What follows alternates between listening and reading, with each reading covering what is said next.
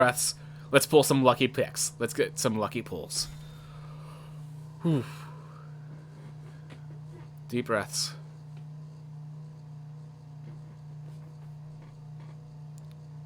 Sir, you can join. Don't worry, sir. I understand it's scary, but I'd like you to fill your seat, sir, so we can begin this on the road. All right. Here we go. Rise of the Dreadmarn. Not really a good card. Elven Bow's pretty nice. Bound in Gold. Behold the Multiverse Squash. Alright. So, bombs. So, we use the red formats. So, bombs, none. Rise of the Dreadmarn. Just too many things have to go right for Rise of the Dreadmarn to be a bomb. Bound in Gold. Squash. Behold the Multiverse. These are removal. This is efficient. I think it's the Bound in Gold. It's either the Squash or Bound in Gold. I really like red in this format, so I might go the Squash. But, let's see. Let me just look at why cycle out. So, we're going... There's a lot of snow here. There's Behold, which goes... Yeah, I think Squash just synergizes too well with everything that might come back around. Yeah. So, because of that, because, like, the blue could allow for giant stuff, the green could allow for snow stuff, and white doesn't synergize with that snow stuff, so I'm going to go with an early Squash. Alright. Sevilla Ice Shaper. Roar me for choosing the red instead of the white. Skemfar Elderhall's pretty nice. Ice High Troll, I just need too many snow payoffs. This character, I don't need snow payoffs to make this good. Then they just took a rare, so that tells us no information otherwise. Yeah. So I like Sevilla. Could work if we end up going green. Honestly, if we have to splash one of the colors, Savella's fine. He makes multicolor work. That's his whole thing. Looping back around, it would be nice to get the Ice High Troll. I find that unlikely, so I might just grab the Haggy Mob or the Run Ashore. Worst case, I get a Shackles of Treachery. I could possibly get a Skemfar Elderhall. Well, I grab Sevilla. Alright, here, the rare and an common is missing. So the common is interesting. And we have access to Sculptor of Winter, which is very big for any snow in the deck. I do like Craven Hulk and Disdainful Stroke. I will not deny that. But Sculptor of Winter is always a really good card. Worst case, it's a 2/2 bear. That's good enough. Other cases, it's ramp. Craven Hulk's a nice 4/4. I do love my Craven Hulks, but I think we're going with Sculptor of Winter first. Craven Hulk can actually rotate, as well as Raider's Carve, as well as Alpine Meadow. So you have some good things that can rotate back to us. Faceless Haven doesn't really work until you get enough snow.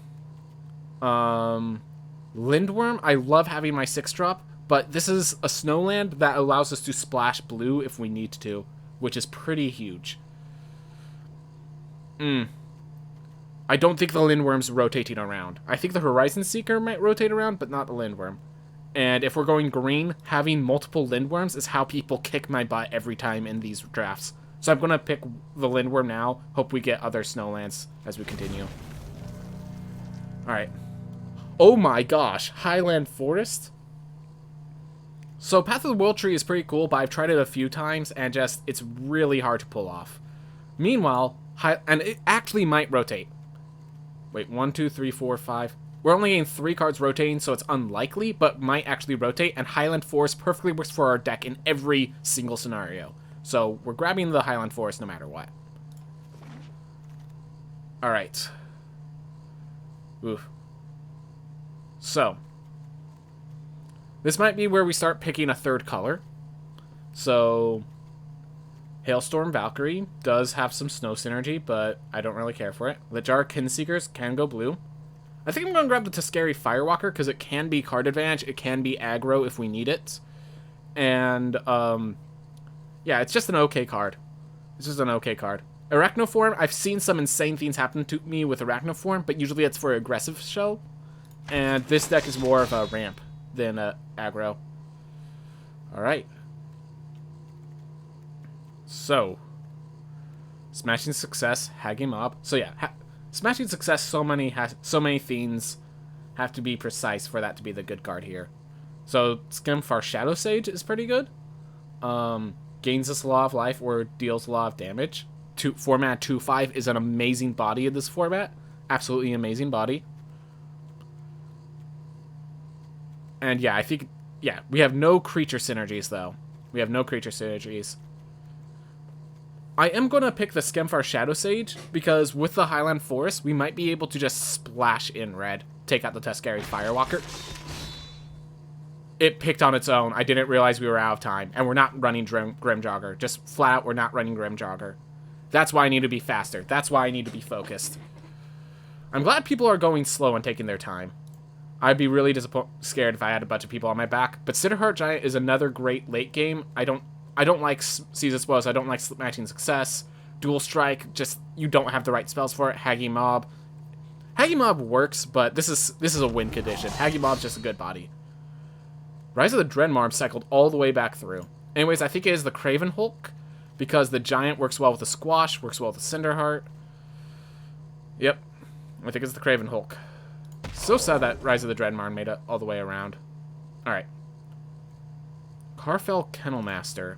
I mean, if we do go black, this is an amazing top end. And I think we're not going blue. It seems like blue was pretty hard to take, hard picked. So I'm going to grab the Carfell. Do I ever run the Haggy Mob or the Shackles of Treachery? Maybe the Haggy Mob. I'll just grab the Carfell for now. Alright, Craven Hulk. As I said, love me some Craven Hulks. Black is open. Should be noted, black seems pretty open. Alright, got my Horizon Seeker or my Mass Vandal. Which is preferable? So funnily enough, Scorn Effigy is actually worse because Mass Vandal's in the format. Let's see. I can use another 2-drop. I'm going to grab the Horizon Seeker first, though, because that's not always a 2-drop. Skemfar Elderhall, in case we go black. Or Run Amok. Run Amok is always good when it's good. Alright, well, it looks like the time frame is going to give us Skemfar. Priest of the Haunted Edge into the sideboard. Yeah, we have some black in the sideboard should we need it. Alright. Blessing of Frost. If we start going snow, this will reward us greatly, but the thing is, I'm not sure we could get enough snow in time. We might just pick it because the Craven Hulks and the Lindworms gave us card draw with it, but that's not really how you want to use it. But yeah, it looks like we're green-red and we're splashing black. As much as I like blue, that's not our colors, bruh. Immerstrom Skull Cairn is not bad here. This is actually not a bad card here. We only have one Snowland, but we have 4 creatures that are big enough for Blessing of Frost. So I think we'll go with it, but I'm not going to promise that's going to work. Skull Cairn is a lot harder for people to pick, so it should... I'm more confident it will rotate around. Alright. Rune of Might or another Sculptor of Winter. Oh, man. Yeah, we only have 1 2-drop, so... And, like, no Foretell cards. So the second Sculptor of Winter actually feels very potent and makes us really want to push into snow. Yeah. We have no equipment either. I don't think this deck wants equipment. Alright, we're picking Snow-Covered Forest because... Oh, God, but we have to pick the Demon Bolt. We have to pick the Demon Bolt. Demon Bolt's just way too good. Alright. Whoa, another Demon Bolt? Is red open? Is red more open than I thought? Oh, my gosh. A second Demon Bolt. Alright. We might get Mass Vandal as another 2-drop. Yeah. It looks like red is definitely open. Whatever the case. Whatever the case, red is open. 62% red. Definitely.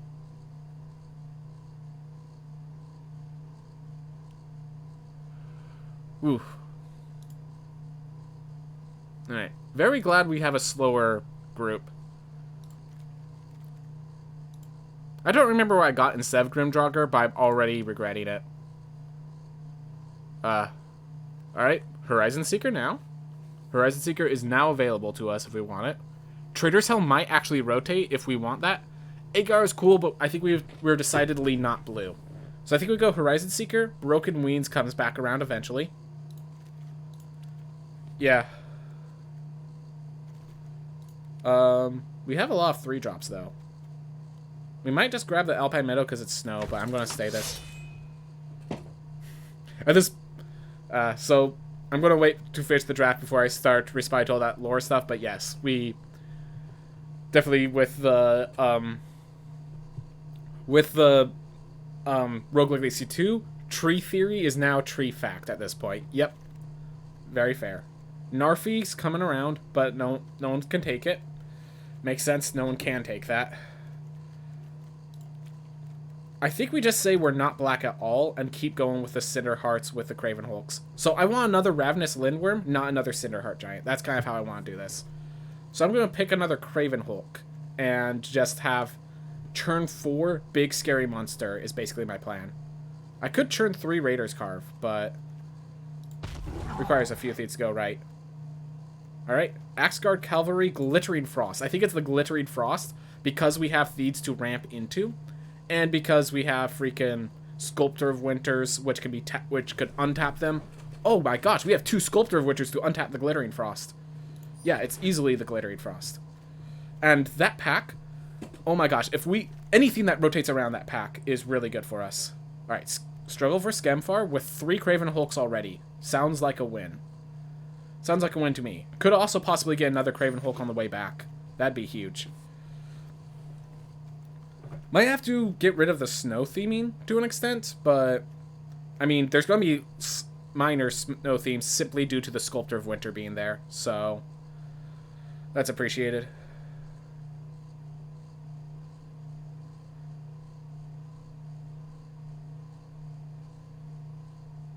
So I noticed all the names of the areas in the castle for Rogue Legacy 2 have something connected to the center of the earth.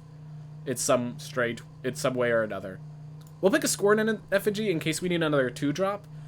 I love Disdainful Stroke, I love these cards, but like not for the deck we're building. Not for the deck we're building. Alright. Run Amok. I think, yeah, with no equipment, Fearless Pup isn't very frightening. So let's grab the Run Amok, combat trick someone out sometimes. Just spar a Sentinel, sure. Give me a 1-drop and mana. Vault Robber gives me mana. I actually think that is preferable to Scorn Effigy right now. Some of these cards right here might get pulled out of the deck. That's perfectly fine. Another Scorn Effigy in case I need it as a 2-drop. Because, yeah, those are as far as I care 2-drops. The fact that you can play them on turn 3 as well is just an interesting effect. Raiders Carve. I think I could crew that. No. Well, thank God we're green. Thank God we're green. That is a win condition and a half. Alright.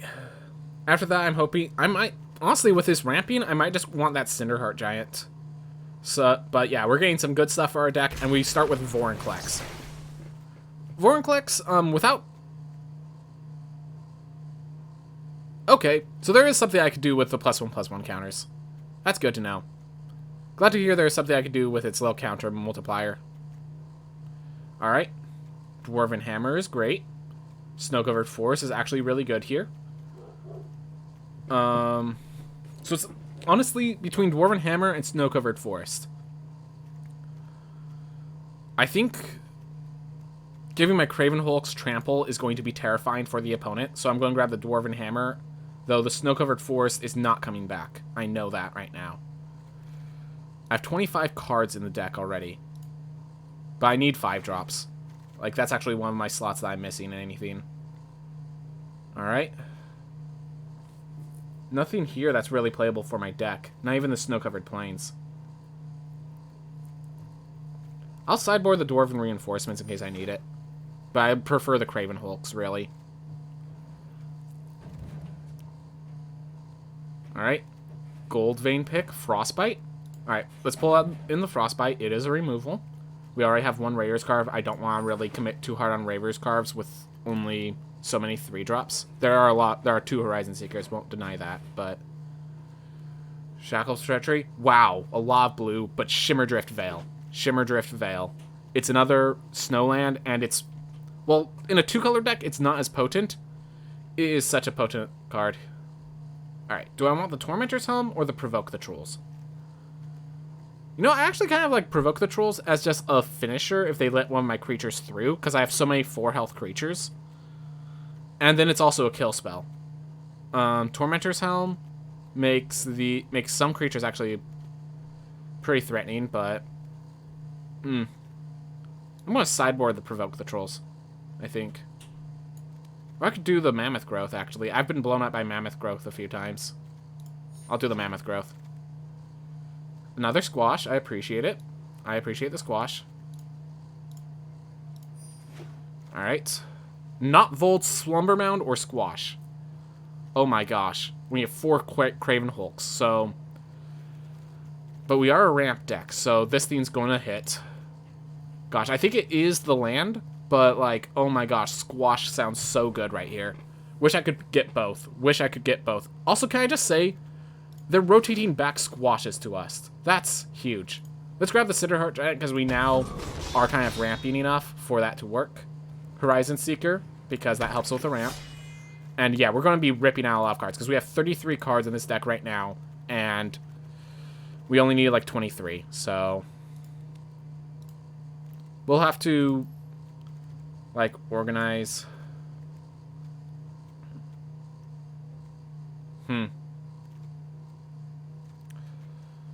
I definitely like this late game here. Wish I got more Snowlands than I did. Definitely wish I got more Snowlands than I did. Probably did not get enough Snowlands. Don't need the Run Amok. Don't need the Mammoth Growth. We have Squashes.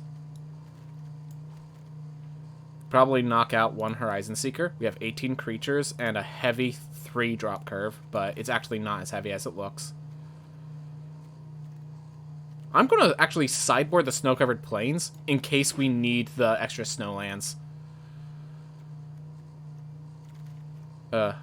Raider's Carve, playable for this deck.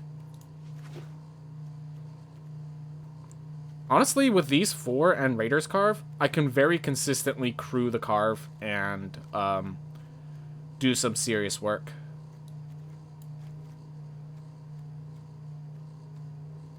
Alright.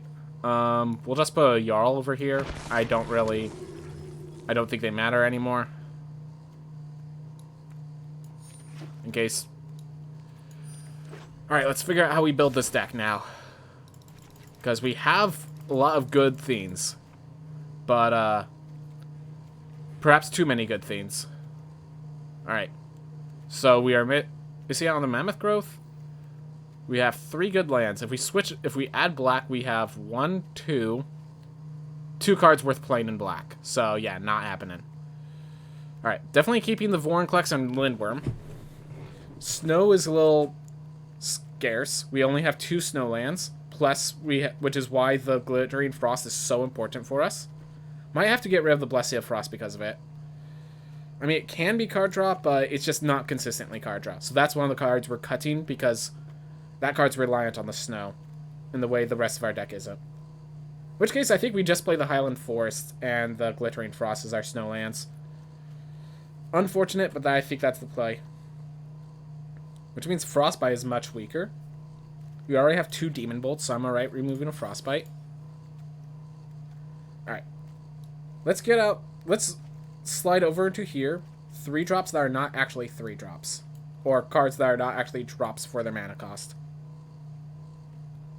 The 2 Squashes are only 5 drops, and they're not really 5 drops, they're 2 drops.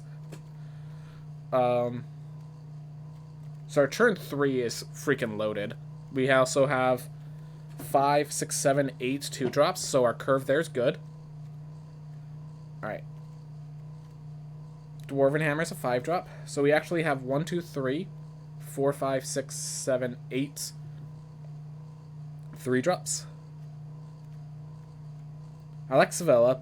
I'm definitely knocking out a Raver's Carve. Not sure if I'm knocking out both, though.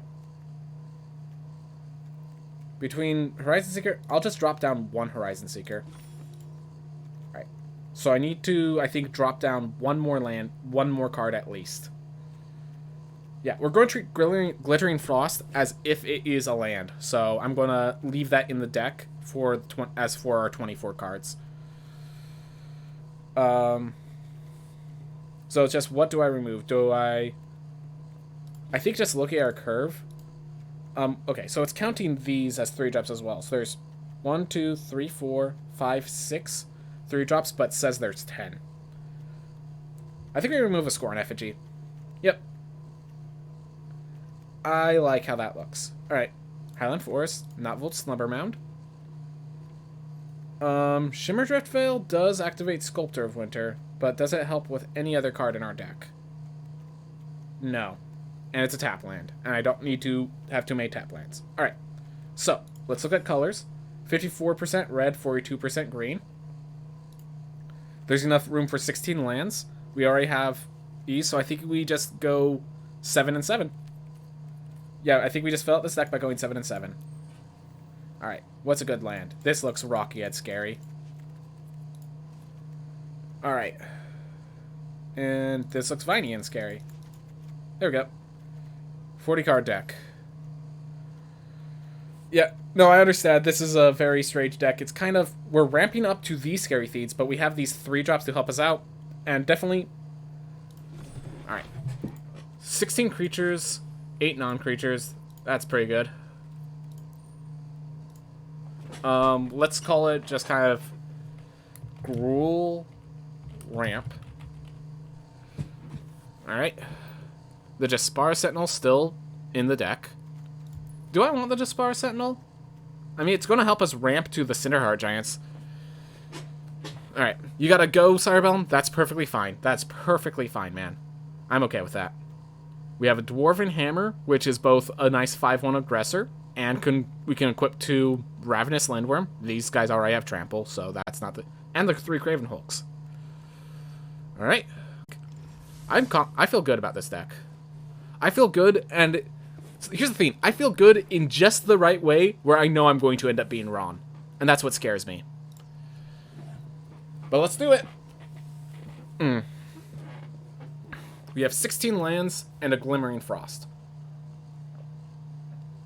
Let's see, Glimmering Frost, 2 Sculptor of Winters, a Vault Robber, Jaspara. That's like... Even though we have 16 lands, we have like 20 effective lands. So I think we're perfectly happy with ramp. Yep. With a Sculptor of Winter into Glimmering Frost, we could perhaps... we might be able to... let's see. So we'd go to 3. We'd have 3, 4, 5... Yeah, we could ramp to... the Cinderheart Giants on turn 4 if we're really lucky. We'd have to be really lucky, mind you, but we could.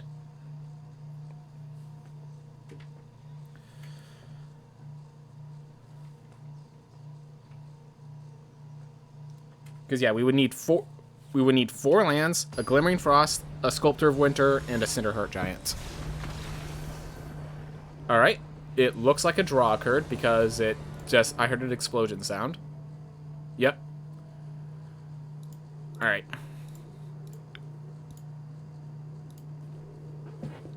Well, we're going to wait for it to let me know that I could stop hanging out with a draw. There it goes. Alright. Clean it up a bit. Alright, still here. Don't worry, Suicune. I know. If you want to hang out, if you want to talk about anything, feel free. This is now the time where we can start hanging out. So...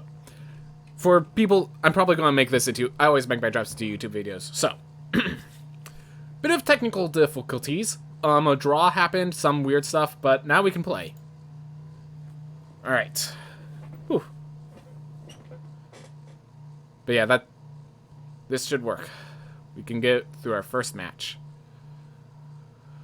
Make this work. Get this going. Do well. We have enough 2-drops. We have enough 3-drops. We have enough late game. Wanted an additional Lindworm, but I'm glad I picked the 1/1 I did, because if we didn't pick that Lindworm, like, I swear it's an underestimated common. And it's not even it's not even like treated as bad or anything. It's just underestimated. 2 lands. I can't keep a triple one of these.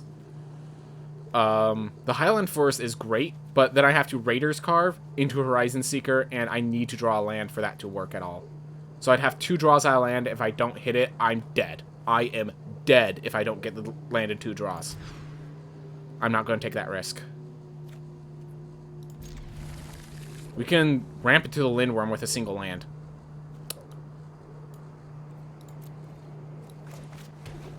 Yeah, so this Sculptor of Winter I can actually use to play the Glimmering Frost, untap the Glimmering Frost, and foretell the Demon Bolts, then next turn Lindworm. Which is pretty darn good. So yeah, next turn I could Glittering Frost, turn a land into a snow land, and then I could tap that snow land. I can untap with Sculptor of Winter and foretell the Demon Bolt. Which means I cannot let this Sculptor of Winter die, so if he attacks in, I'm just going to let him have it. Wither Crown? Okay. Sacrifice creature? No, I'd rather take the damage. Alright. I think I still have to foretell the Demon Bolt. We're gonna turn... yeah, the mountain into a snowland. Alright, there we are. And now we have enough mana. We could tap this and create a bunch, then we tap it again, create and get to have a turn 4 Ravenous Lindworm. Which, sure, it's not a Cinderheart Giant, but I think that's pretty good. I think that's pretty good.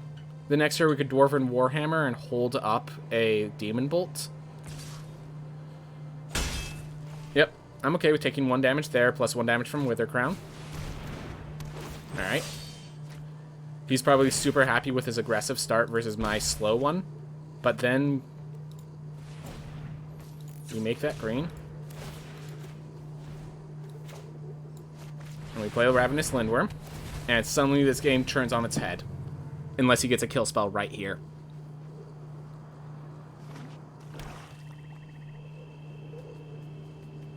And then next turn I could play Craven Hulk.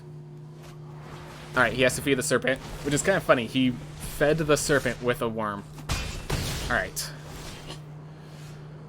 Whew. We're keeping this because we need the mana. Awesome. So I'm going to Craven Hulk and leave the mana open for a Demon Bolt, I think.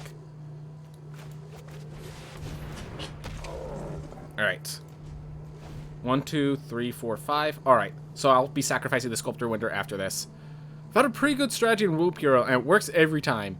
Well, it would work if I didn't misclick. I'm assuming your loop kind of ended. Unfortunate, sir. Sorry to hear that.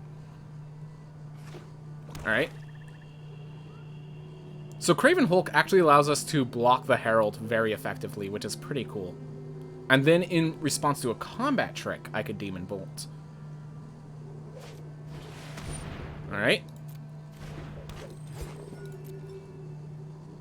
I don't think he can attack. And let's see. Demon Bolt Herald or Coma's Faithful? I think we actually Demon Bolt Coma's Faithful. Just make sure he can't draw or gain life.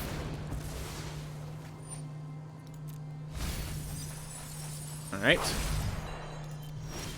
1, 2, 3, 4, 5. Alright, we're going to keep this in case we find a Cinderheart Giant. Like so.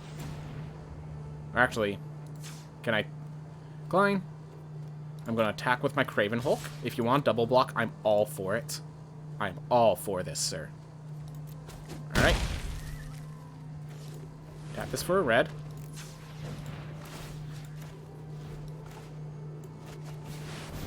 Let's apply some pressure, shall we? My loop didn't end, but I placed the tile wrong so my other tile can't continue. And to remove the tile, I need a specific card. I know of the Bolivian card. I do not have that card in my deck. Oh, you don't... Okay. Oof. I hear the oof from a distance now. So yeah, it didn't end, but will end soon. So he has card advantage, but I have a freaking Cinderheart Giant. He has aggression, but I have a freaking Cinderheart Giant. Ooh, that's really smart on his side. I now need to keep the Sculptor of Winter untapped with the Craven Hulk as a way to kill. Alright, he attacks. That's perfectly fine.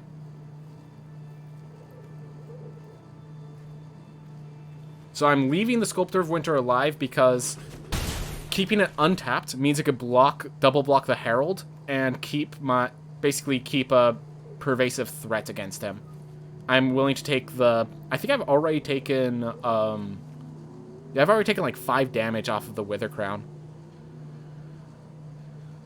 Yeah, I do not know. I've seen people play through the first chapter of the game, so not a very long period of time. So first we're going to attack with a Cinderheart. Do I want to attack with a Craven Hulk? If I do, I can... Let's see, 1, 2, 3.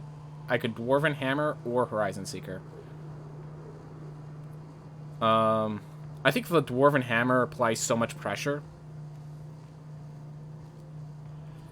I just don't want to die on a backswing, but I don't think he is threatening kills on backswings. So we're going to just attack with both. And look like a freaking unstoppable beast of death and destruction. I can't think what you could possibly do Foretelled with 1 swamp. Jarl of the Forsaken if you had 2. Jarl of the Forsaken if you had 2. But 1 swamp, 1 for... There's no cards. Yeah, I'm talking about...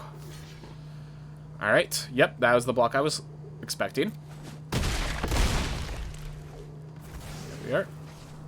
So, I think we developed the Dwarven Warhammer. That way, any of our cards win the game. And we double block on Herald when we need to. I like that. It is a little bit more vulnerable. The Dwarf is, at least. But... yeah, I think we have him. I think we have him with this.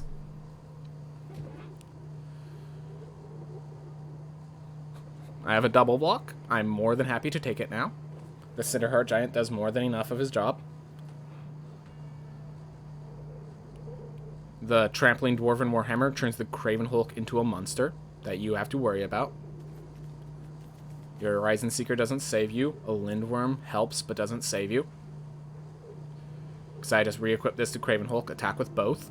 You kill one, they both die in the process. Cinderheart Giant gets through. For a lot of damage. Yeah. Because, yeah, that's 14 trampling damage coming at you next turn. 14 trampling damage. Can you deal with that, sir? Okay, I know what it can be. And because of what it can be, I will not be blocking. Because it could be Turgrid's Shadow. And if it's Turgrid's Shadow, I do not want to double block and have these both sacrificed and lose the Cinderheart. Thank goodness I thought of it in time, because I got blown out against that in a previous game, and I lost the game cost because of it. Alright. Well, that's 3 damage. I'm dealing 14 trampling damage, so don't care.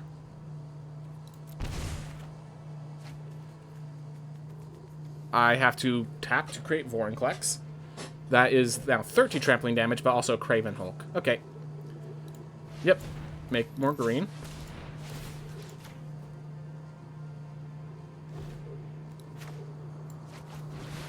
And then I think I just swing in. He can't kill me without... Yep, exactly. Play a Mythic. Expect him to stay in the game. Alright.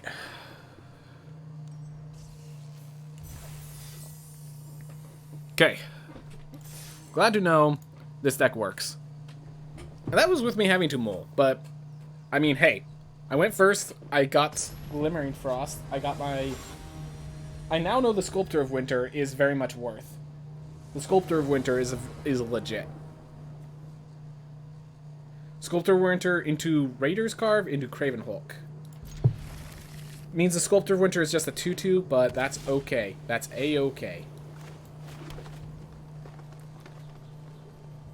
Because the Hulk can crew the Carve. The Sculptor of Winter can body block the Beskier, if it wants to.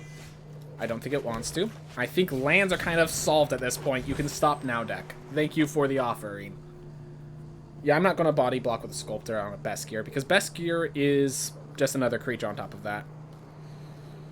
So, yeah, if he creates a 1/1 token, that helps him, not me. So...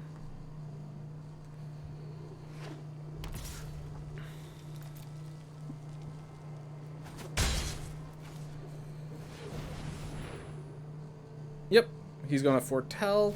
Maybe it's Kaya's Onslaught, maybe it's not. I'm not blocking with Sculptor of Winter.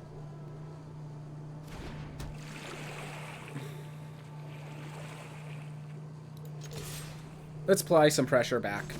Veskier Shieldmate's a good card. It doesn't just mean an aggro card, so... That could have been a Demon Bolt. I think he's holding on to a Demon Bolt. I was thinking about whether he's going to use that on the Sculptor of Winter or not. Alright.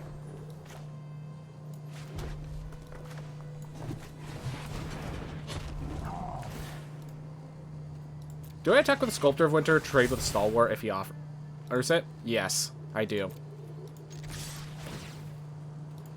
Awesome.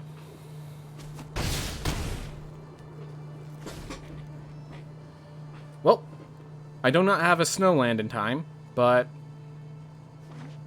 Yeah, so I will have the mana to play 1, then I untap it, 3... Yeah, I have 5 mana. I have 5 mana with the Glaring Floss and Sculptor next turn, which isn't enough. He needs to have Kaya's Onslaught. Oh, that's a card. So yeah, he's applying a very quick pressure, so I need to keep applying very quick pressure myself. Alright. The question is... Alright, so he Demon Bolted that.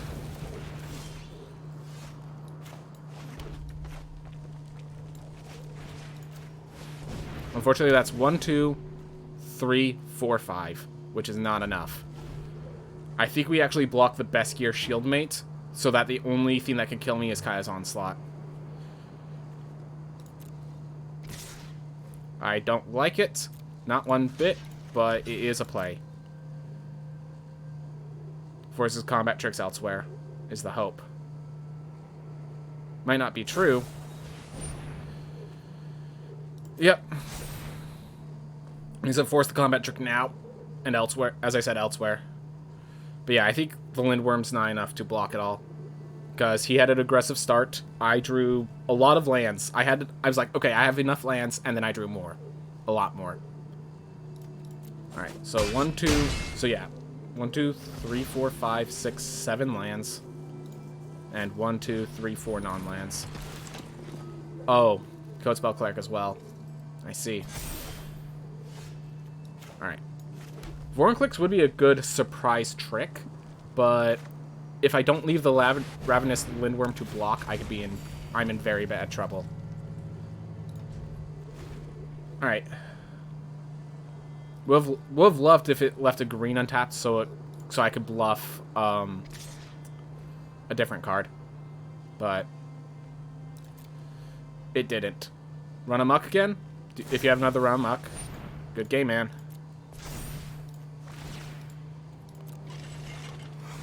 There we are. Unfortunate. He had an aggressive deck. I did not have a good starting hand. Unfortunate.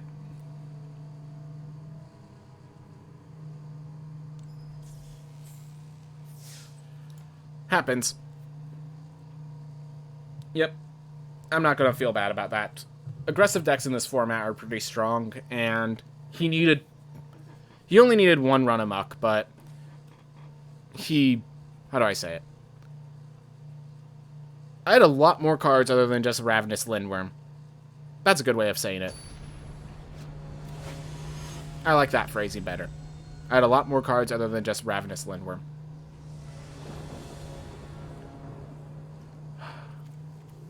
Need other lands? Alright, so I could score an Effigy, Dwarven Hammer at the very least. And if I get a single forest, my mana issues are solved with Horizon Seeker. And I think I will be playing the Dwarven Warhammer if no other plays present themselves. Because I could turn 3 play the Dwarven Warhammer, and turn 4 equip it to make a 5/3 attacker trampler to attack with. So yes, I lose the 2/1, but I apply pressure. We now have a 5/3 trampler next turn if I don't draw green mana. If I draw green mana, I have other options. Bind the monster. Alright. He had to bind a Scorn Effigy. I feel better about that. I almost want to equip it anyways. Yeah. Actually, if he has Shackles of Treachery, that's a really bad play. Specifically because he could have Shackles of Treachery. He then attacks me for 5 and steals the hammer back. Alright. So I could Horizon Seeker or Glittering Frost into Jaspar Sentinel. I think it's just better to Horizon Seeker. Start applying pressure. Or start being capable of applying pressure at the very least. I could then Glittering Frost, put it on a mountain, attack, trigger the Horizon Seeker, get myself a forest, a Jaspar Sentinel. Alright. I like that. If he lets it attack. Blizzard Brawls? Alright. Alright. So let's see. I could Horizon Seeker and play Jaspar. Or I could Glittering Frost, then Horizon Seeker. I think I actually just want to... Let's see. Jaspar Sentinel turn into a 4-2 with Dwarven Hammer. That's also an option. Alright.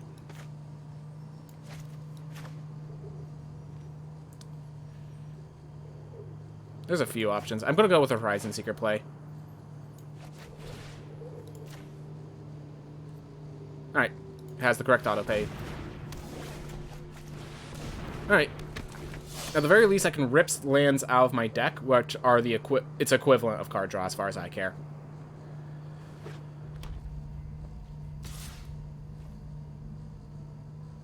I'll take 3. Not going to play into a combat trick right now. If he wants a Dwarven pick, he can't not Volt Slumber Bound the Mountain, which is good enough for me.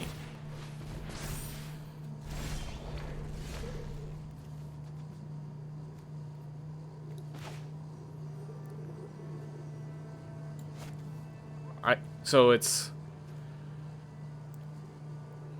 This will make it so it's much harder for him to play not Volt. I like that.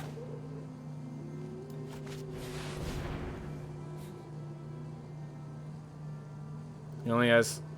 He'd have to have a Disdainful Stroke. Why do I call it like that? Why do I do that to myself? Now if he destroys that land, I'm not sure I have the mana to do what I want to do. Gosh darn it. Why did I even attack with a Horizon Seeker? I know he's... Oh my gosh. I'm making so many mistakes right now. And it's punishing me heavily.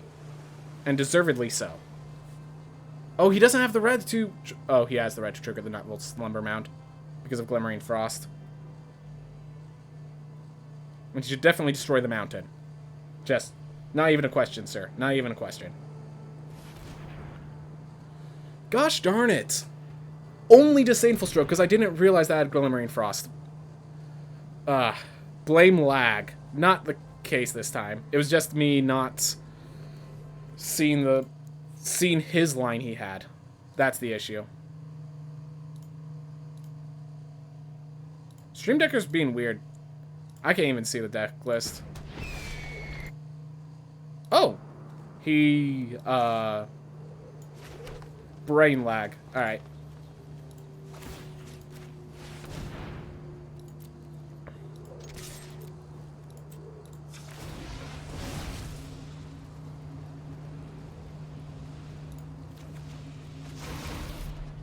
Oh, why did you tap like that? I'm playing a Jaspar Sentinel, sir.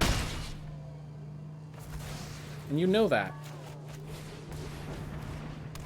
Okay. So that happened, I guess. I wonder if he realizes he can activate his not Volt Slumber Mound. I'm not going to hover over it in case he doesn't. Don't want to let him know. But yeah, I would like to stop drawing lands. I would like to stop drawing lands. Oh man, he has a really good deck. And yes, Disdainful Stroke is great. I'm glad that I see people playing it.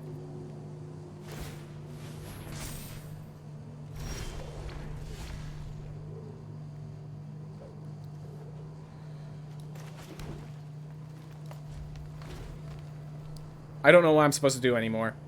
1, 2, 3, 4, 5, 6, 7, 8 lands. Okay, now I'm just dead. Now I'm just dead. I try and think how I can get back into this game, and I don't see it.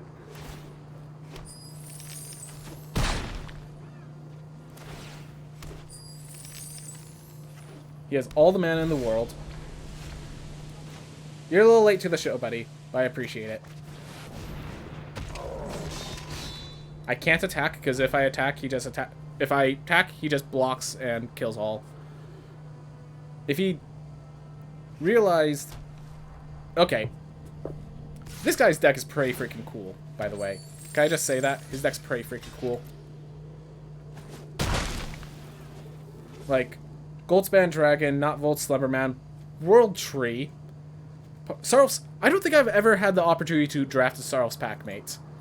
It's considered one of the best cards in the limited format. And, like, the best common. And it's... Even though I pick green quite often...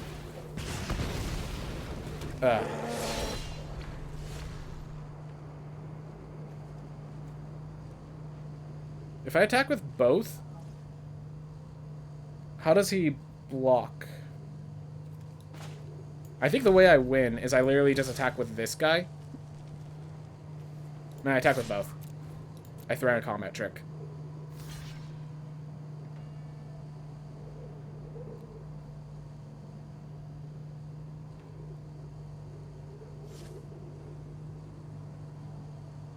Yeah. Block 4/4 and 3/3 into Cinderheart, please. And then block in a way that trades with Horizon Seeker. Be scared. Be scared of a run-amok, sir. Be scared of a run-amok. Because this is the only way I could possibly come back. If the Cinderheart Giant blows up the Goldspan Dragon.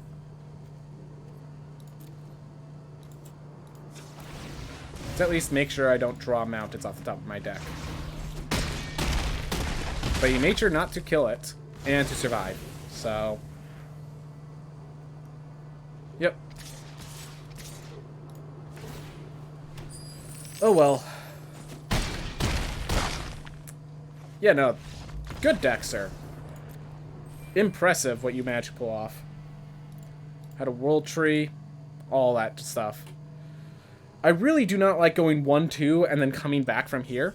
But I prefer to come back here. And I do not think my deck is bad. I think that deck was good. And the previous theme was a land flood issue.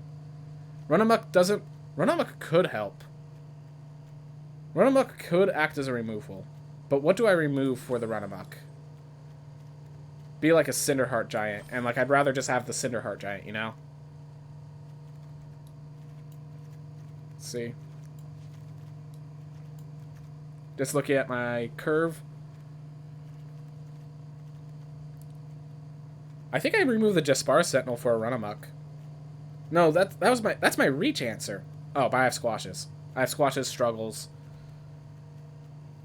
Maybe the Raiders Carve. I think land is not an issue with this deck, and 4/4 Raiders Carve isn't a thing I need.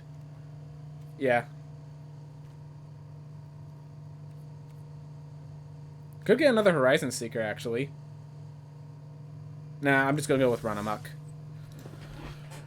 Run-amok is basically a kill spell that also deals damage. So...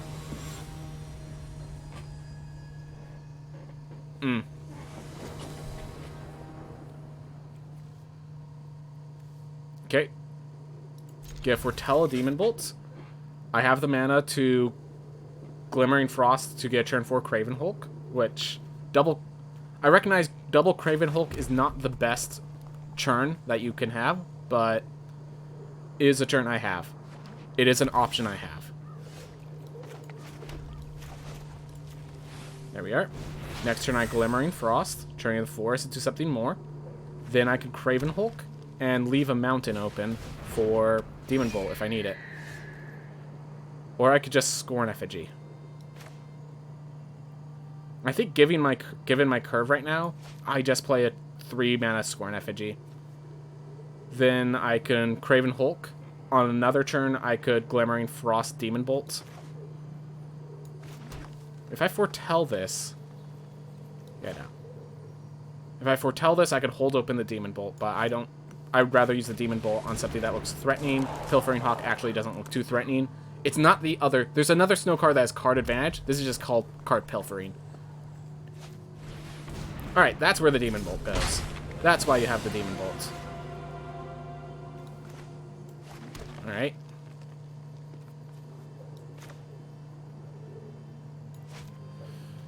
I'm just gonna do this properly. Demon Bolt causes Mina before it becomes a threat. Actually, I can Sculptor of Winter, apply a bit more pressure, then Glimmering Frost, and still play the Craven Hulk next turn. I like that. This applies a bit more pressure in the process as well. So if I draw like a big top end, I could play the Glaring Frost. If I don't, I could just play Craven Hulk and attack with a Sculptor. Depends on what he does as well. Savella. Alright, so I don't attack with the... Alright. Auto pay around it. Good man. Good man. Alright, I'm going to save the Savella for another turn. Let's play the Craven Hulks first. Next turn I could Savella and Craven Hulk, which is pretty awesome.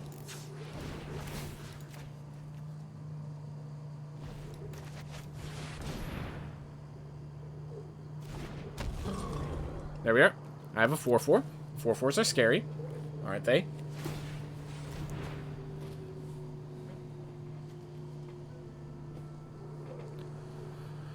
Whew. Deep breaths. Because I can't lose anymore. And that's really scary to consider. So yeah, next turn I attack with the Craven Hulk. I think I attack with a Scorn Effigy. Scare him a bit. He needs 2 green for this guy, right? Yep. Yep, and this is what makes Savella so powerful. Alright.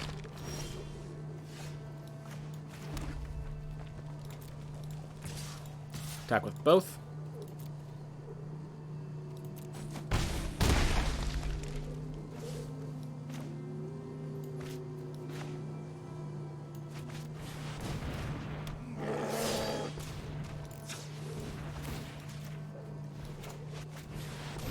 There we are.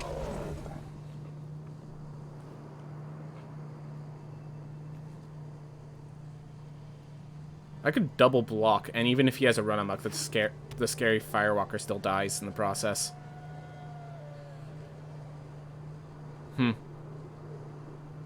I think at this point I'm just applying enough pressure. This is tap 8. I have 1, 2, 3, 4, 5, 6. I actually can activate Savella already. Oh. Oh. I feel so sorry for you, sir. I feel so sorry for you, actually.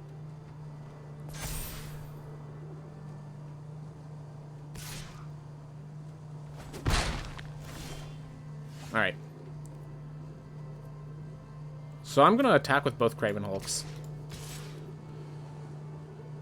See how he responds. And then I could either make a Savella Ice Shaper, or I can...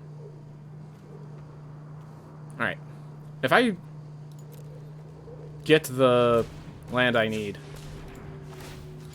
If I get the Run Amok...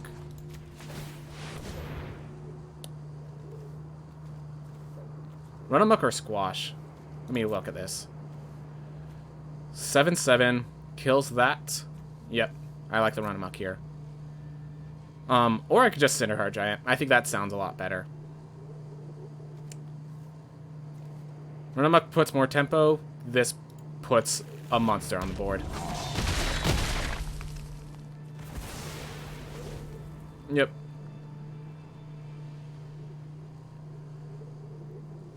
One, two, three. Okay, 1, 2, 3, 4, 5, 6, 7. He's still not at that point yet. Yep, he has to destroy the Glimmering Frost, so I can't Savella. Very good play, sir. I'm very glad I grabbed that Cinderheart Giant. Rootless you. I'm still attacking with a 7/6 no matter what. Let me just make sure no one's blind to that.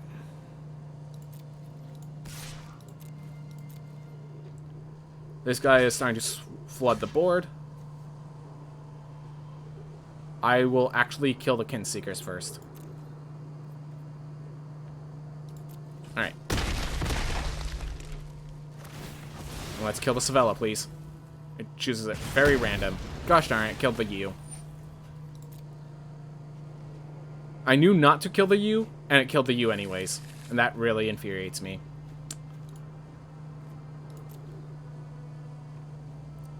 Alright. I think, yeah, I need the 1-3 stat line more. Do I have a snowland? No. This makes snow artifacts. Yep. That is unfortunate. That's why I keep Cinderheart Giant and why I don't have only Cinderheart Giants. Alright. Saw that coming. No attacks other than the Pilfering Hawk. Makes sense. Alright, let's make the artifact token. 1, 2, 3, 4, 5, 6. Oh, I could tap his snowlands. Not doing that. Alright.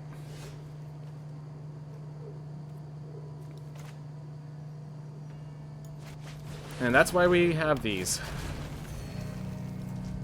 Alright. But his Ice Shaper is active, and he has a Lit Jar and Mirror Lake, so he's still an advantage, which really scares me and really concerns me. And if he sees that, I'm in trouble. Yeah, his Mass Vandal killing my Glimmering Frost really hurt me. Really hurt. Really do not want to go 1-win with this deck. This deck is worth more than 1 win.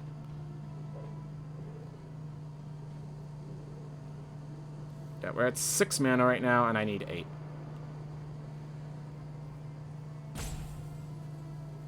I think if he attacks with a 6-6, I just block with Scorn Effigy and Craven Hulk. I'm not sure if he realizes I can do that. Yeah, we're in a dirtily matchup. And I'm 2 cards behind him in Fatigue, which... not actually a solution, but actually something I need to remember in case it comes up.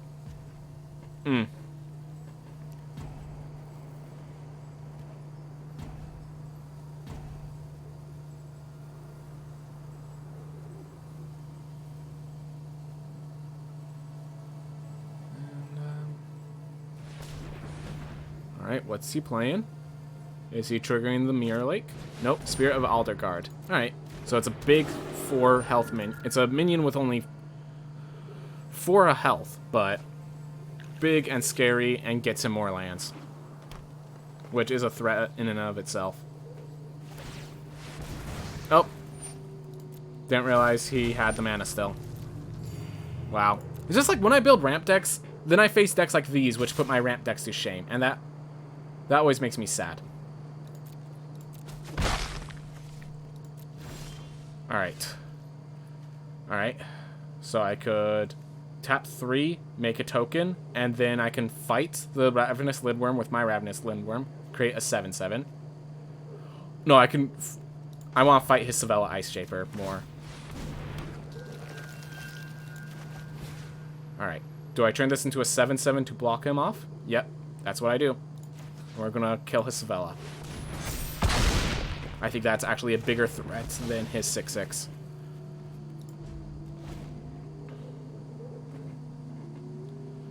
Because now I can trigger my Savella, get myself my additional Cinderheart Giant, and he has to just pilfer through his deck slowly, but effectively.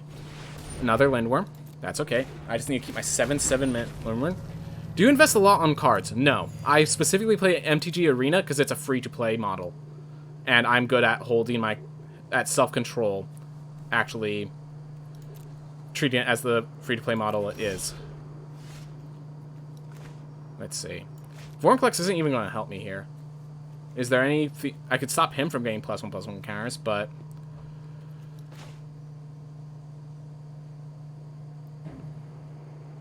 yeah. We play another Sculptor of Winter. And I'm going to pass it to you, sir. Next turn, then I could tap Savella. I could tap Vault Robber, get myself a treasure token. He is drawing through his deck really well. That is the reason you pick blue in here. Because it allows you to draw through your deck really well. But As long as he can't kill Svella, I feel like I'm still in pretty good shape. As bad as this looks. Alright.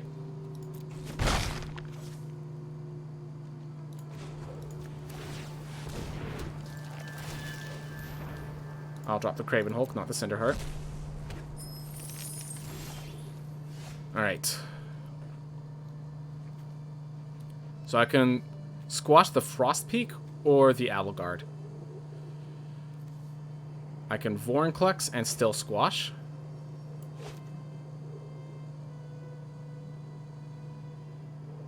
I can Savella, get myself some more cards in my deck. I think I'm going to Vorinclex and leave the squash open.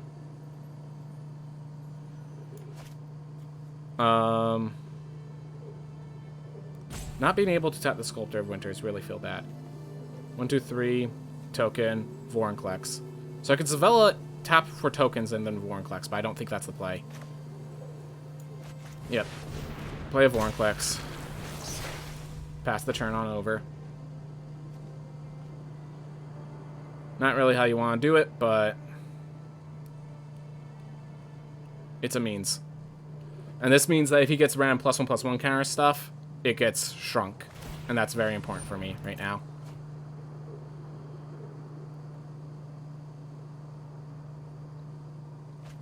Alright, discard a forest.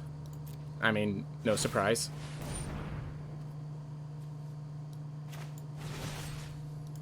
Yeah, let's kill that Yeti before it starts dealing damage to me. Does he have a... Alright, awesome. And we made him tap down his mana first, so I appreciate it. Foretells a card. I mean, as long as it's not like that one, Starnheim Unleashed, I'm good. Oof. 21 versus 14. I think I'm still winning thanks to this fella. Alright.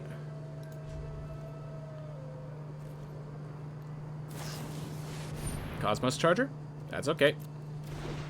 I could, on his turn, Savella, and perhaps play a creature to threaten him as he attacks.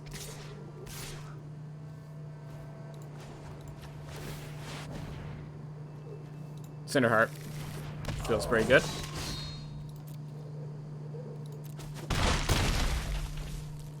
So the random kill of the Cinderheart feels bad. The rest of this feels great. The Ice High Troll can pump itself up to 6 attack, which is very bad for me.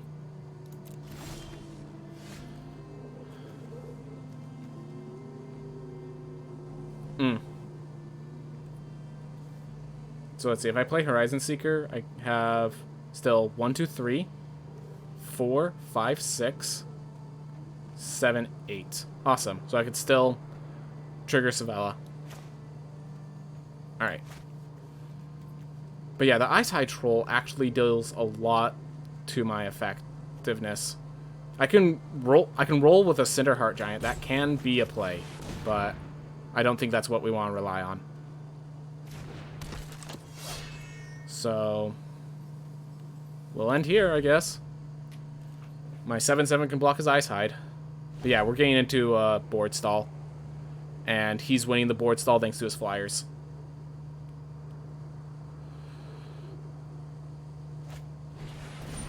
Alright, he slays the troll. Alright. 4, 5, 6.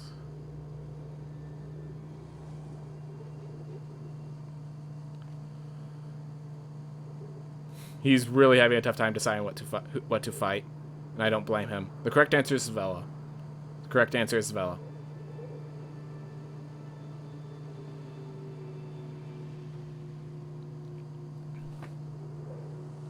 But yeah, with what? Because I can possibly top deck a squash and kill what he tries to fight with. Nah, tough games, man. It kind of sucks that I'm already at 2 losses because I don't want to lose this game by any means. By any means. Oh my gosh. Hopefully he Brain Explodes makes a mistake. That's really our only play right now. Just... Alright. We just have to pray that he makes the wrong decision here, because... The fact is, this is a tough board state to manage. Oh! Vorinclex prevent any counters from going on Arnie! I just realized that.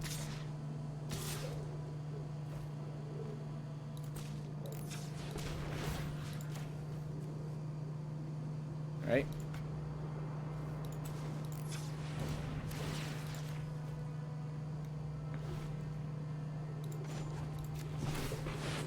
Alright, what do we get? Dwarven Hammer. That's exactly what I was looking for. But I don't have the mana to do anything special with it.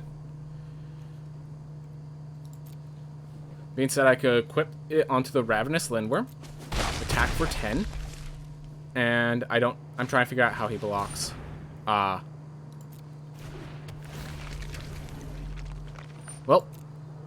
that's how. He wins this board stall just because of the Cosmos Charger alone. Unless I can get a squash. I have 2 squashes in my deck and a Demon Bolt. Alright. 1, 2, 3, 4. 1, 2, 3, 4, 5, 6, 7. The treasure token will allow me to play the Craven Hulk and still Savella for an answer. I wonder if I attack with a Horizon Seeker to both scare a combat trick and to get myself a land. It's a tough decision to make. I have 2 more turns, so... Let's see, 1, 2, 3, 4, 5, 6, 7, 8, 9 versus 1, 2, 3, 4, 5, 6, 7, 8, 9, 10. So I do have more creatures, so just amassing creatures is a solution. In that case, we will amass creatures just a bit longer. Because if Savella hits a Demon Bolt or a Squash, we get back in this game in a big way. Oof. Dude, the Vorinclex stopping the Arnie's Slays the Troll feels really good. I think I've cycled through most of my deck at this point.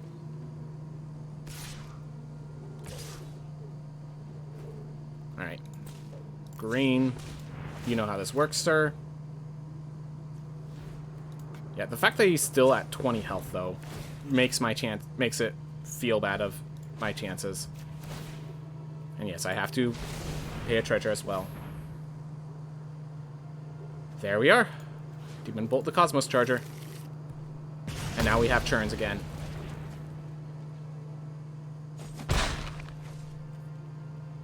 Unfortunately, as long as he keeps attacking with a Pilfering Hawk, he actually wins attrition.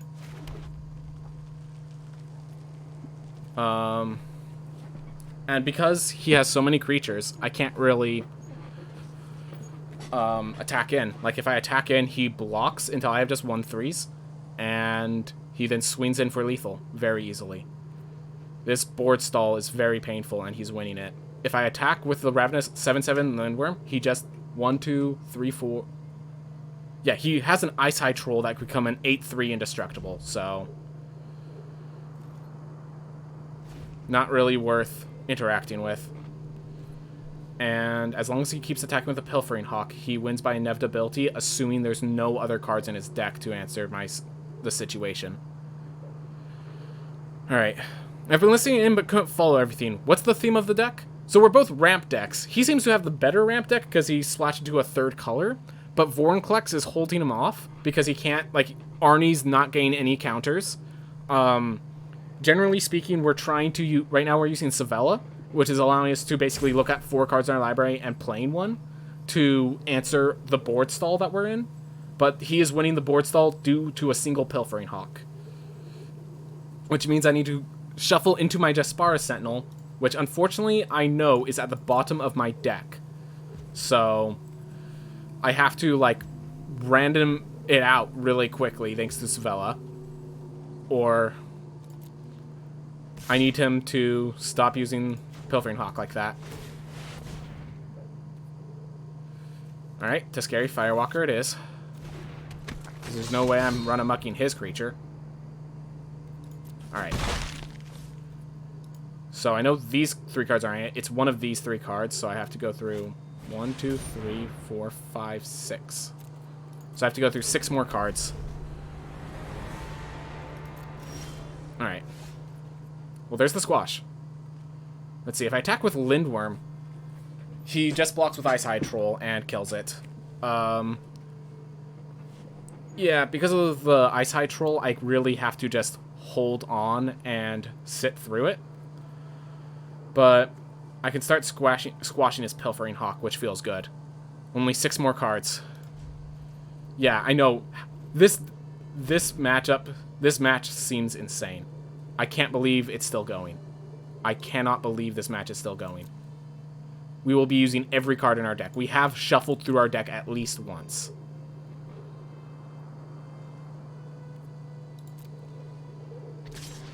I will let it hit me one more time, I think.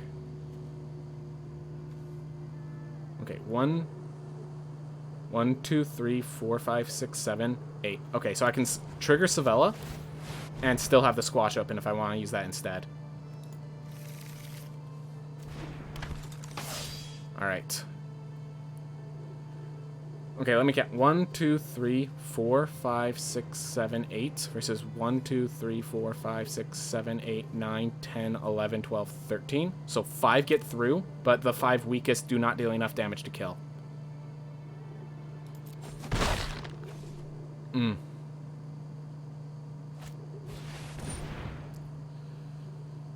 That's okay.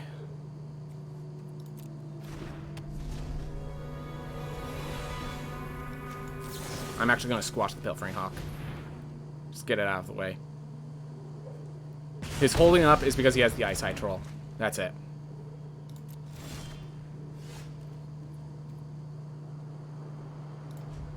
We're going to hold him off.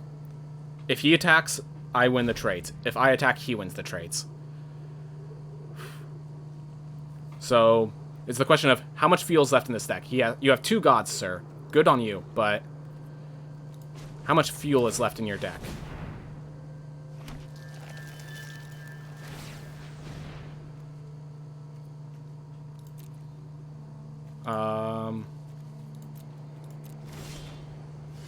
Just to get a sense of how far this game has gone.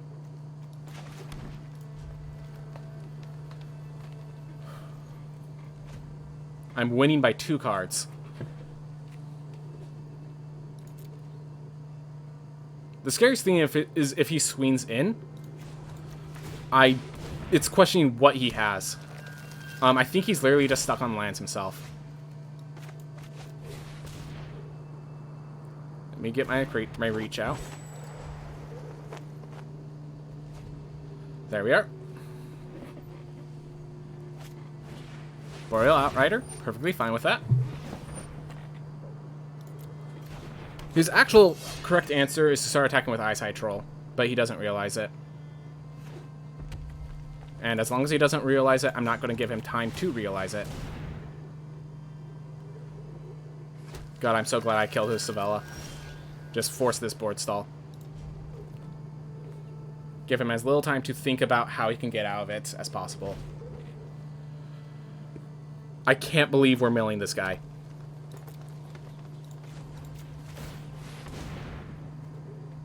Five cards left.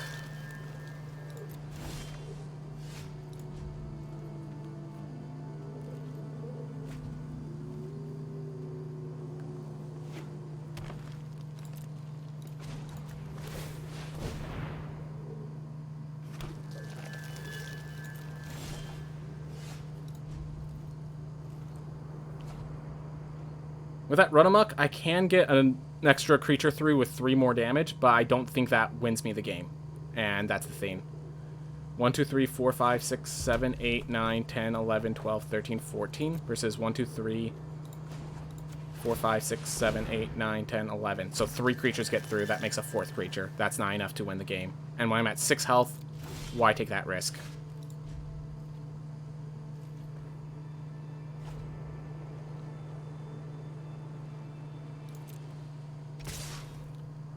He's at 2 cards left. Alright.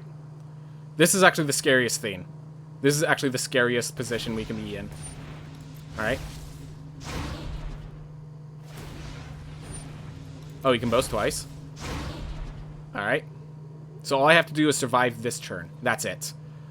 Alright. So 7/7 blocks 7/7. 6/6 blocks 6/6. Oh, the two Craven Hulks can block together the 7/7 actually, meaning this guy's free to block this 7/7. 7/6 blocks 8/4. 2/4. Like that.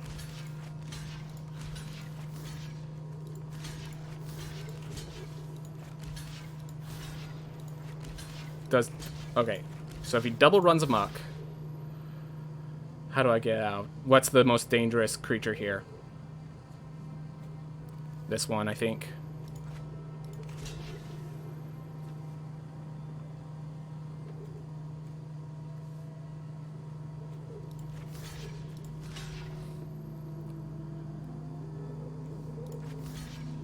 Alright.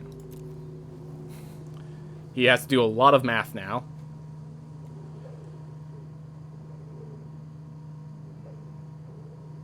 And while he's doing that math... Alright. While Eyesight Troll is tapping... Alright. Taps that Eyesight Troll. That doesn't get him through. Taps again. Alright. Taps one more time. Let's look at the top 6, get myself something. Something fine and dandy. Nope. Alright.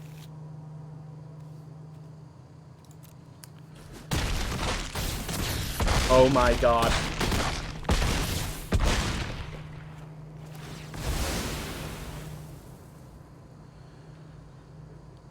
Oh my god. I milled him. Alright. Good game, man.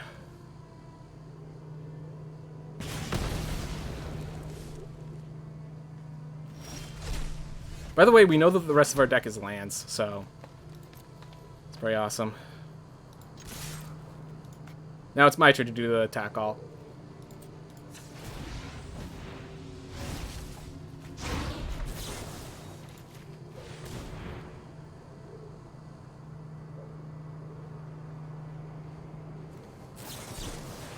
Alright, Counter's Assault coming. Good job, man. Sick.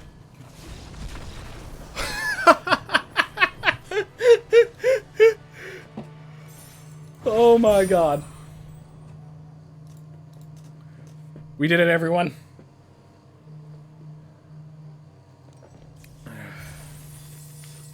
Yeah. Alright, we got a set of Certain Flingers, thanks to our... We got a set of Certain Flingers, thanks to our, level. How hard have you fought for a second win, everyone? How hard have you fought for a second win?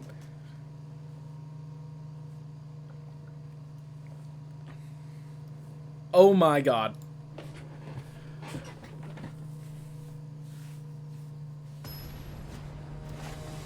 Because I drew out his deck. I can't believe that win.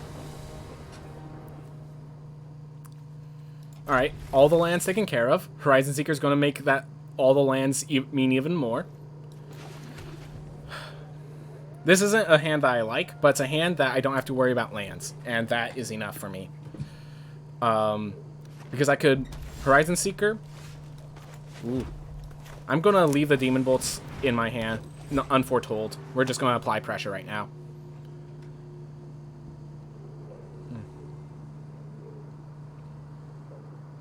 Next turn I could Horizon Seeker. Thanks to Sculptor of Winter, I can actually untap and I think Demon Bolt in the same turn. If I want to. I think if I attack with Sculptor of Winter, he never blocks. It's an aggro deck. That's not what our win condition is right now, then.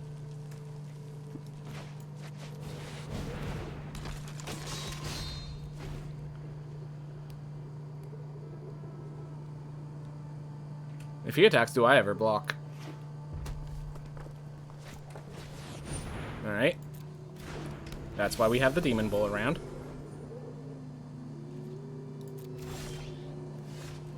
Alright, but we're going to start by attacking with the Scary Firewalker.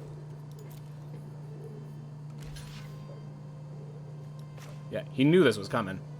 So first we're going to activate the ability, hopefully draw land. Nope, lose a Cinderheart. That's okay.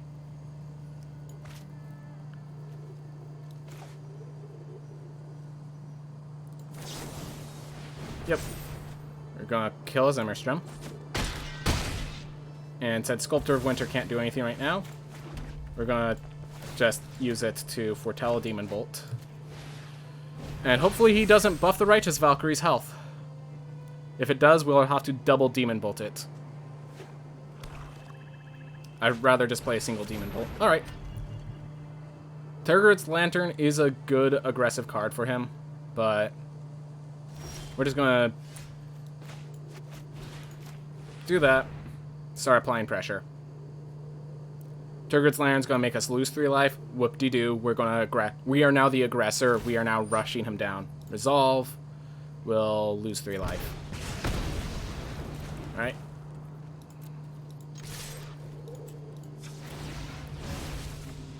Awesome.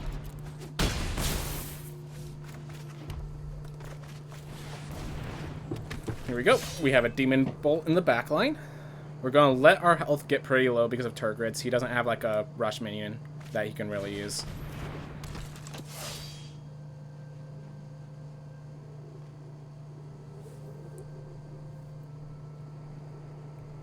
That is actually surprisingly effective at stopping my aggression. That is not.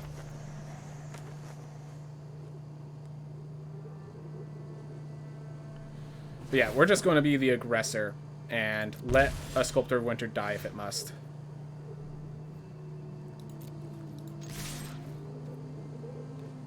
Do I need to Demon Bolt now? No. Gonna let him block with as little information as possible. Alright.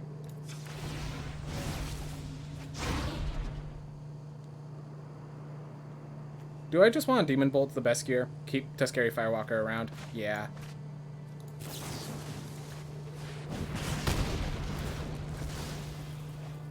Didn't know if I wanted to make that play yet, so...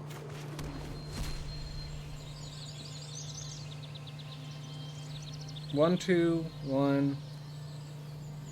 I can activate Not Vold next turn.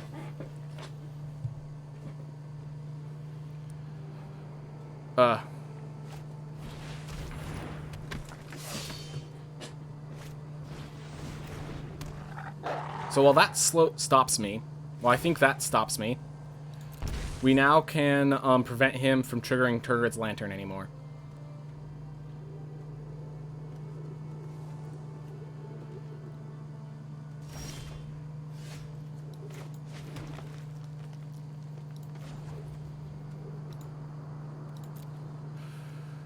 Oof. Do I want to activate Tergrid's now? And just let him have a turn? Sure. And I'm going to kill the swamp so he cannot untap Tergrid's Lantern. We're going to make that big scary body, and we're going to let him have the turn now. And if he taps Tergrid, we are now going to start working on keeping ourselves safe. We will... Alright, that's how he's planning to still activate Tergrid. We will discard our forest to Tergrid to keep pressure filing on in. We might just swing in with everything next turn. But yeah, Tergrid's Lantern's a really strong card. The fact that I have no answer to it really hurts me. 2, 3, 4, 5, 6. I could untap for 7. Alright, Valor of the Worthy Pup. He can sacrifice his treasure to give it the first strike it needs. Or to give it the damage it needs. We're gonna discard the land.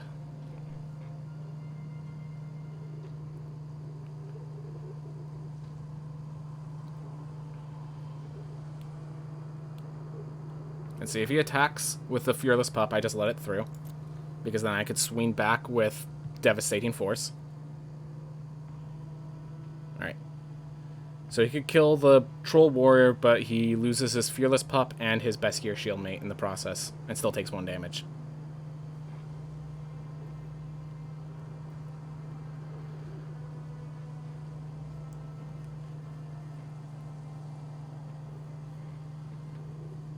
Alright.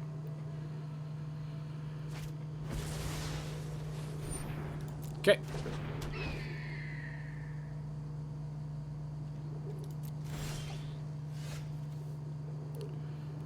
Yeah, I think we force him to start chumping quite hard. Right here.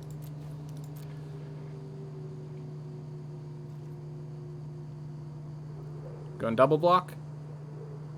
But, yeah. Also, yes, that last battle, it reminded me of those medieval battles. 2 armies just staring at each other, and then they collapse on each other. Yep. And so this feels like a good play to him. This is, he's killing my guy, but like, I think him losing this Fearless Pup is valuable enough for me that I'm happy with what's going on here.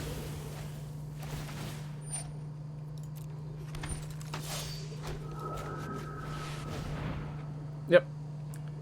Surprise, I'm a late game deck.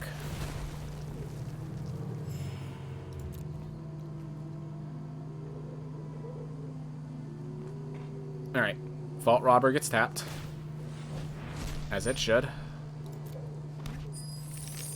And as long as he doesn't develop more, if he draws a land, which he needs lands, or at least he feels like he needs lands, I'm actually in really good shape. Yeah. If he attacks, I'm just losing 3 life. Or if he taps Turgrids.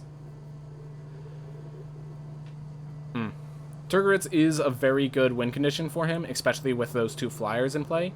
But I think I just swing in with everything except the Sculptor of Winter. I'm okay losing Firewalker or Horizon Seeker to an Immerstrom Raider.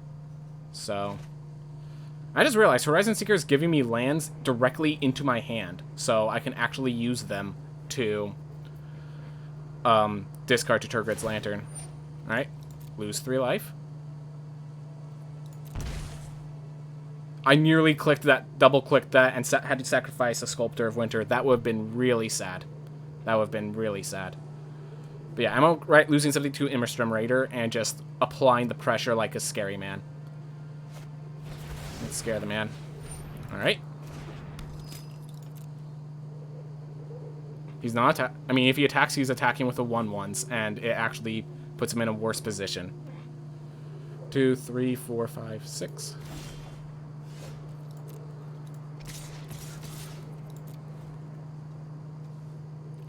I want him to block, so I could just scary Firewalker. Oh, I already used my Run Amok. Never mind. But I want him to says blocks before I tell him I have a squash. That's a good way of saying it. Alright. Alright, he's losing his Vault Robber. I actually want to kill the Battlefield Raptor more. Start with that. Alright. That. Grab myself a forest. I actually probably should have killed the Vault Robber. Now that I think about it more.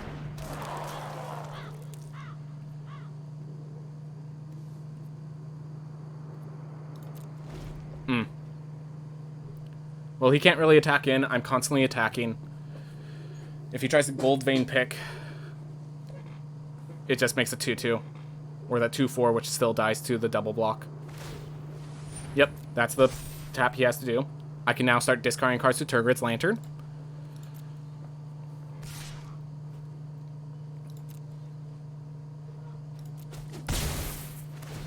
So that I don't lose any more health, and that's appreciated. Fearless Pup, that's okay. If I attack with Scorn Effigy, he has to block with a Vault Robber, so he can't kill my Scorn Effigy. Alright.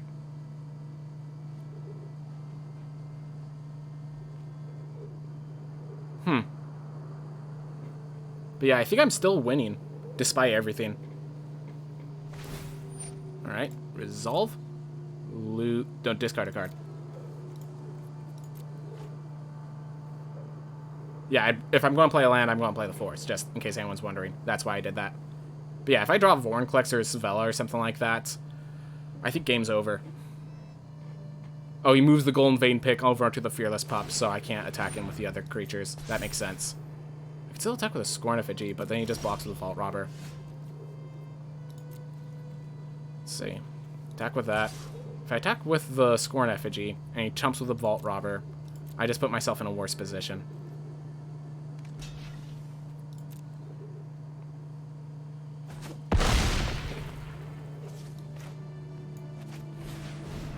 We're going to play the Vault Robber, just keep limiting his options. And if I could draw my Vorinclex, or one of my Squashes, he's dead where he stands. Wait, did he just sacrifice an artifact? He just sacrificed a treasure token to get a treasure token. Sir, that's not how you do it. Like, I mean, I'm not going to judge you. You live your own life, but that's not how you do it. Let's see. If he attacks with a 4-2, I can block with everything. I could block with Sculptor of Winter and Scorn Effigy. He kills one. The other one still kills the Fearless Pup. Alright. We're going to discard that Forest. And that means he can't tap the Turgid's Lantern again, which means good things for me. Yep.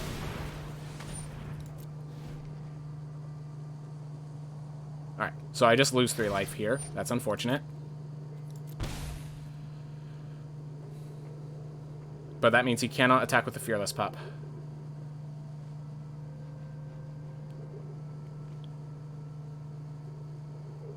And now he has to sack his 1/1 Spirit to trigger the effects he needs. I need to kill his Vault Robber, kind of. Which is kind of a sad story. If I attack with a Scorn Effigy, I think that scares him now. He knows attacking with the Fearless Pup is kind of futile. Actually, I just made it not futile. But it's okay. Yeah, if he taps that Lantern again, I am gonna be making an artifact with Vault Robber and just chumping with the Fearless Pup.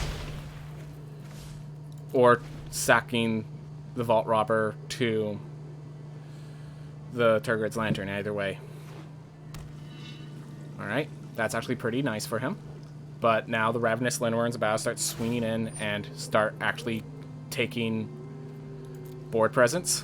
I do not want to go any lower in life, so I will sacrifice the Sculptor of Winter if necessary. The Vault 1, 2, 3, 4, 5, 6. Yeah, I'd rather... If he untaps Turgid's Lantern, I'm sacrificing the Sculptor of Winter.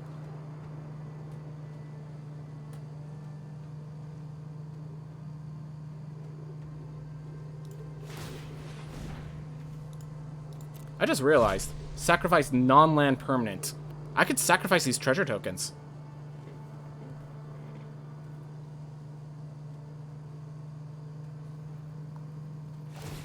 Yeah, he has to untap Turgid's Lantern and try to get this off now to convince me not to start sacrificing treasure tokens. Alright, sacrifice the non-land permanent. I'll sacrifice the Sculptor now.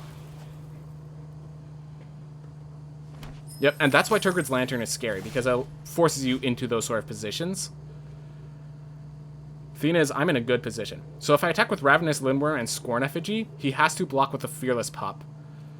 Which, yeah. Oof. Alright, I'm gonna head out. Good luck with your matches. Thank you, man.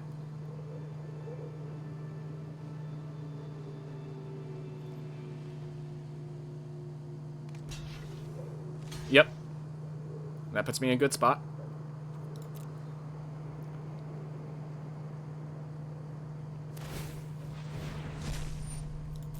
Yep. Make your treasure tokens, sir. But we're slowly whittling away all of his resources.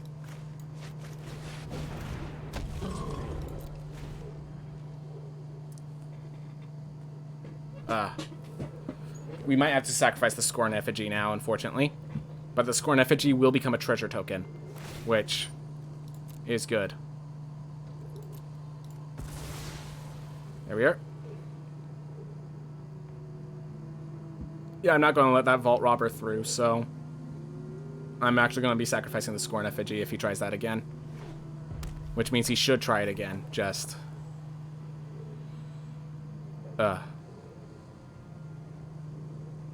He probably has a lot of equipment if he's running an Axguard Armory. Alright.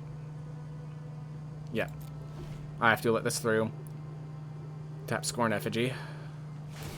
Or sacrifice Scorn Effigy. Yep. Because Cravenholt can't block, so...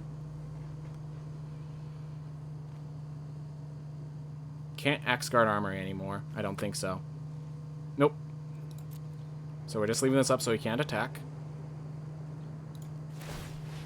And let's throw that Sculptor of Winter out. Get myself an artifact token. Treasure token.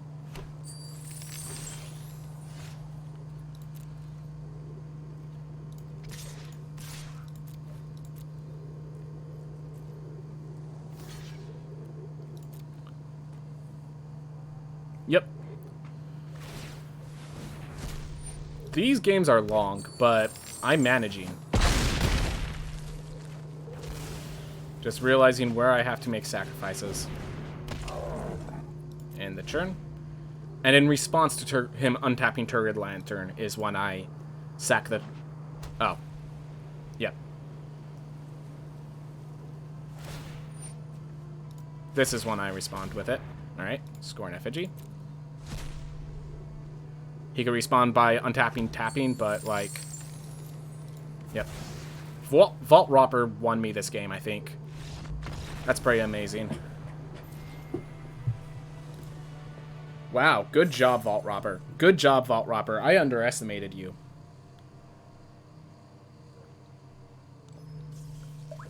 I really underestimated Vault Robber. But yeah. Now that I think about it, with all those treasure tokens lying around, Turgid's Lantern isn't even that strong anymore. But oh my gosh, we made it to 3 wins, everyone. As far as I care, that's called breaking even. Now, let's keep going and actually win some victories.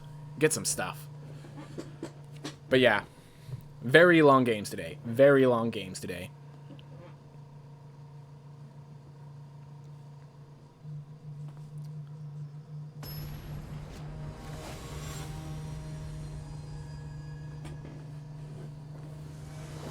Oof. Alright, so I go first. I got Sculptor of Winter into Horizon Seeker, having a Squash and a Demon Bolt on my backline. I like it. And we can hide the red until... I could have played the red to scare him with a Frostbite, but... Hello, man. Do I have... I should have a... There's a certain emote I unlocked recently from, like, one of those one-time events. It was just, like, one of those little emotes. Doesn't really do much, but is a theme. Alright. Wait, he's the aggro deck? Mad VCat. You're the aggro deck, sir. That's what I expect when I see those colors. Alright. I'm gonna attack first. Because, yeah. Given your color, sir, I'm actually not, I'm afraid to block you. I want to Demon Bolt you while the Run Amok still works. So he's going to attack. I'm going to not block it. I'm then going to attack myself. He's going to Wings of the Cosmos to untap, and that's when I Demon Bolt. That's the plan right now.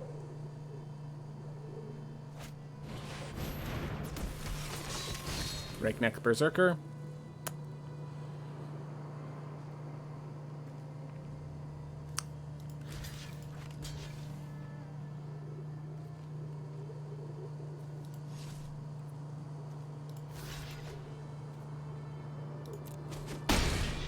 I'm going to get myself a land. Because I just need to thin my deck out at this point.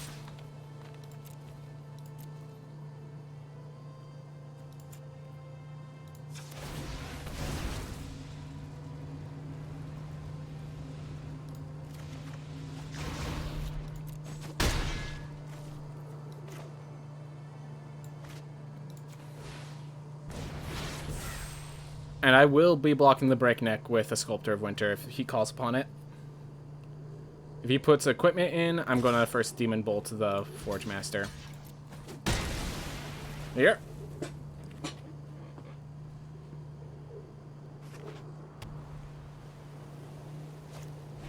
Fearless Pup. Ain't too scared of that. He should be scared of me. Alright. I'm going to keep tacking to just thin out my deck.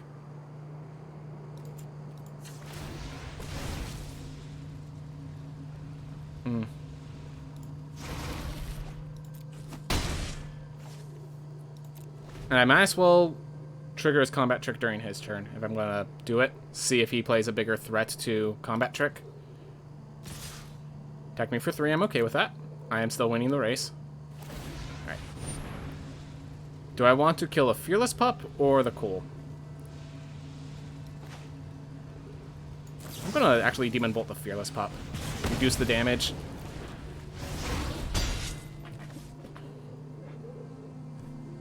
And that also means if he had Wings of the Cosmos, he couldn't have played it there. Oh, he was black as well.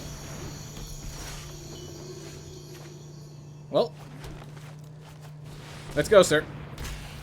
I'm the aggressor.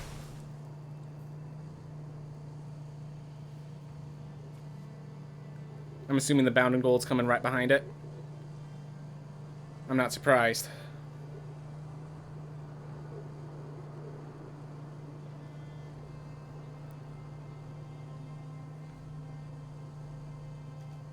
He drafted... I mean, sometimes that is the best card, but... Someone picks them. Someone picks them. Fair enough. Fair enough, sir. Alright. These have been some long games recently. He should be killing the Horizon Seeker. By the way, I got mana flooded, but because of Horizon Seeker, it turned the mana flood from a bad thing to a good thing. So... Or from a bad thing to a not as bad thing. That's a much better way of saying it. Alright. So with my Squash, I can let him block, then I could Squash something, trample over it. If he doesn't Bound in Gold. That's what I was worried about.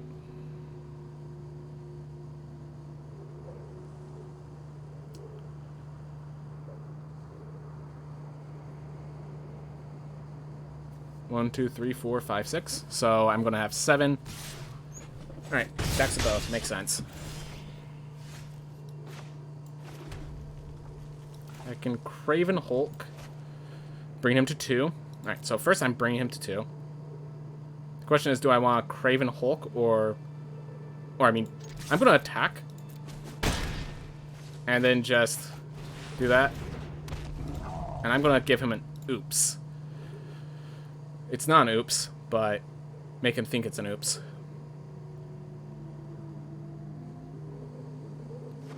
Alright.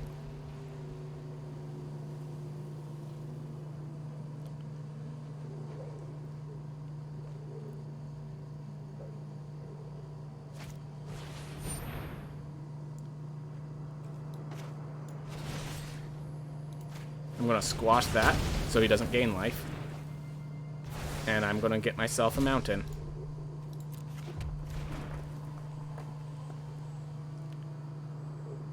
Yeah, Cole...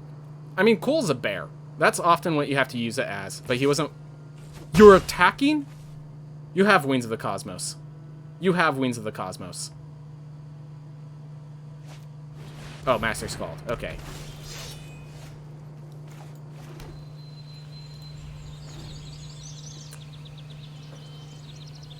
Well, I kill the Cole. If he attacks with Master Scald, I kill the Cole, basically. Alright. Literally because the Notvul came in tapped, I nearly died. Not gonna wait for him to draw a black card. Gonna just kill that before he needs it.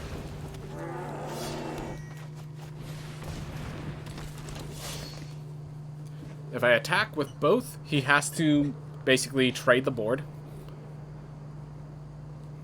to survive, because the guy has trample. His correct answer is to leave that in his hand, so I'm concerned about what it might be. That's not what he did. Alright.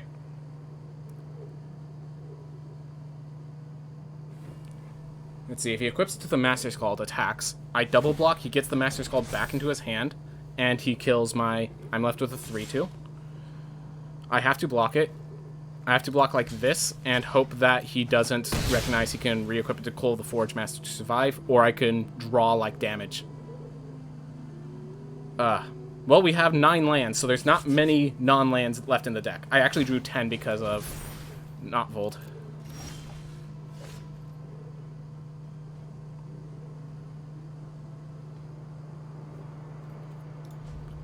I'm not playing Glittering Frost. I want to trick him to thinking I have a threat. Yep, that's exactly what I wanted to see. Alright. So now I don't die this turn. I get one more turn. Though this is not how I wanted this to go. Alright. Just Spar Sentinel. Gives me another turn.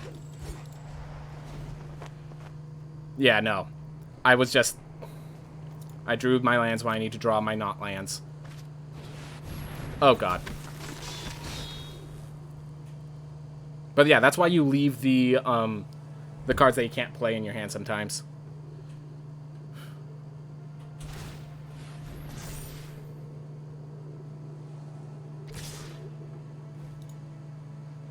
Good game. Yeah. Just at the end there, drew too many lands, and...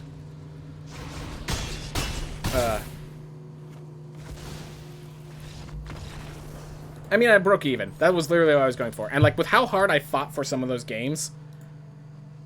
I mean, with how hard I fought for some of those games, I'd like to do more than just break even. But, hey, sometimes you break even and you have to accept it.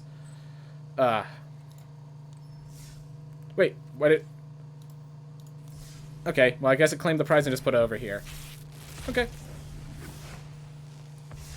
But yeah. Deck was better than 3 wins. I feel like I've said that for a lot of decks. So I guess that deck was at least that deck was 3 wins. I have to say that, at least. Whew. Alright. Then I gotta put my little slot here. There you go. Next time I see a Rune of Might, it'll be a little prettier. Good to know. Alright. Well, I think that's me for today. Everyone, thank you so much for watching. I hope you all have a wonderful day.